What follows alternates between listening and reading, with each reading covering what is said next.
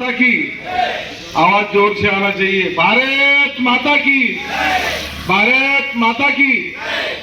आज दिनांक 26 जानेवारी 2024 पावन पर्व गणतंत्र दिवस। या गणतंत्र दिवसाच्या मी संस्कार भारती आणि सैनिक परिवार यांच्या वतीने माता माझ्या भगिनींना आज शुभकामना देतो। कारण आपण 74 वर्षापासून गणतंत्र दिवसाच्या शुभकामना देत आलो आहोत। गणतंत्र दिवस आपण का मनवतो? सर्वप्रथम आपल्या डोळ्यासमोर असतं, कारण परमपूज्य विश्ववंदनीय डॉक्टर बाबासाहेब आंबेडकरांनी संविधान आपल्याला दिलं।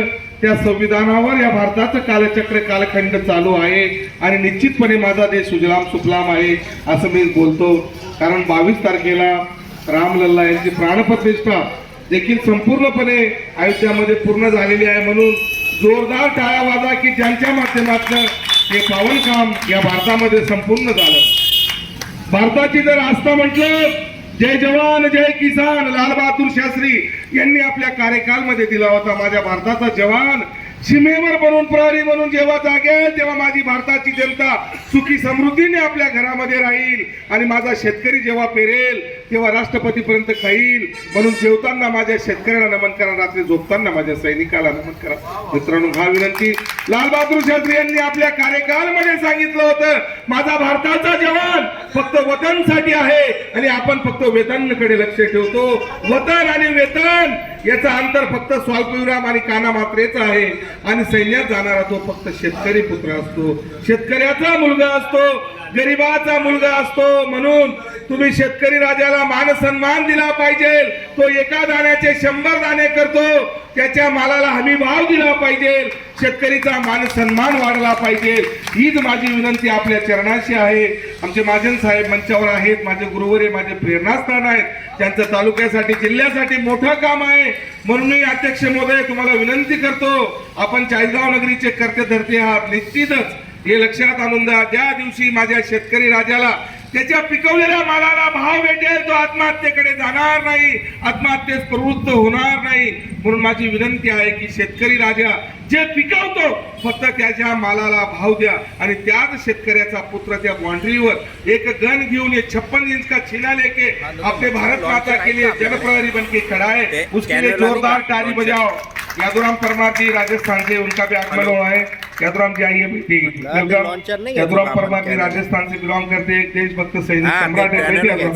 तो ये सारी चीजें चली बाती मला अर्जंट सांगायचं म्हटलं म्हणजे सैनिकांची आस्था। आज बघा, कारगिल असो, पुलवामा असो, पुलवामा जर म्हटलं तर अंगाला क्षार येतात। ईस्ट इंडिया कंपनीने या भारतावर 150 ते 200 वर्ष राज्य केलं। ते गेल्यानंतर जर सर्वात जास्त सैनिक जर दारावरती झाले असतील, वीरगतीला प्राप्त झाले असतील तर ते 45 जवान त्या लेखपुराला 35 वर्षाच्या आतले सर्व जवान वीरगतीला प्राप्त झाले। कोणाचा बाप गेला, कोणाचा मुलगा गेला, कोणाचा पती गेला, त्याची वय मर्यादा फक्त आपल्याला नसतं। आणि त्या गोळ्या रिकव्हर करत असताना कोणाचा हात कोणाला होता, कोणाचं डोकं कोणाला होतं।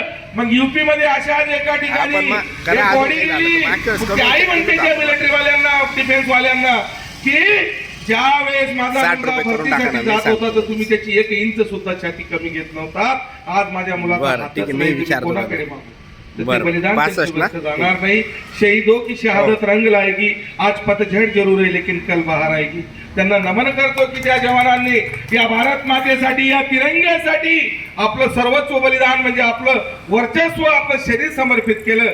मी माझ्या बिलकुल संस्कार भारती परिवाराच्या वतीने आमचे विजयजी सपकाळ असतील, पोद्दार काका असतील, आमचे विजयजी निकम असतील, पॅरा कमांडो महाजन साहेब आलेले आहेत, सर्व मंचावर पवारताई असतील, प्रसाद दादा असतील, या लोकांचा, या मान्यवरांचा हा कार्यक्रम सदैव देशभक्तिमय असतो, निशुल्क असतो, कुठलंही राजकीय व्यासपीठ नसतं की माझ्या चाळीसगावमध्ये बदलाव कसा होईल आणि सुजलाम सुफलाम कसं होईल, युवा शक्ती कशी प्रेरित होतील, सदैव हाच प्रकरण त्यांचा सदैव चालू असतो। आणि सदैव यांच्या कामाला माझ्या सैनिक परिवाराच्या वतीने विनंती करतो। आणि सैनिकाची भूमिका म्हणून भारताचे प्राईम मिनिस्टर आणि स्वर्गीय अटलजी संसद मध्ये हा ना, भाषण सुरू त्याला मी व्हायच्या सांगितलं अगोदर कमी करायला, पण म्हणायचे तो की नाही भारत सांगत. कोई त्याला भूमि का म्हटलं, टुकड़ा नहीं है, डॉक्टर जीता बाई जागता राष्ट्र पुरुष हाँ। है, ये नंदन की धरती है, वंदन की धरती है, यहाँ की दाग- नदी दाग- नदी गंगा है, ठीक है, यहाँ का सर। कंकर कंकर चालेल। शंकर है, हम जिएंगे भी तो इस चालेल. भारत तो के गावात लिए, जाणार होता ना, मरेंगे म्हणून भी मी तो इस विचारलं. भारत के लिए, त्याला 4-5 मरने के बाद भाई तुम्हें मी गंगा गावात में चाललो हमारी म्हणे. अस्थियों को कोई कान लगा कर हाँ, आता सुनेगा, मागून घेतो तो मी ये त्याला. क्या आवाज आएगी, भारत माता की जय, जय चालेल, भारत चालेल. माता की जय. संपूर्णपणे या देशाचा विषय होता. देश हा सुजलाम सुफलाम आहे. सैनिकाची शेतकऱ्याची गरज या भारताला आहे. लाल बहादूर शास्त्री यांनी कार्यकालमध्ये सांगितलं आहे, मेरा जवान और मेरा सैनिक इस भारत की आस्था थी और रहेगी.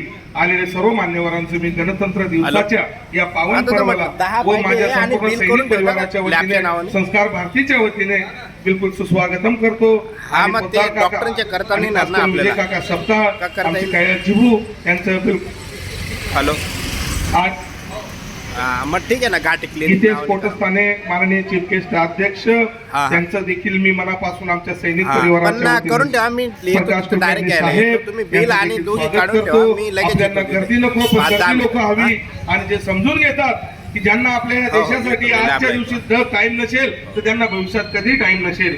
ज्यांना टाइम आहे त्यांना टाइम भेटेल आणि ज्यांचा टाइम आज सदैव वाया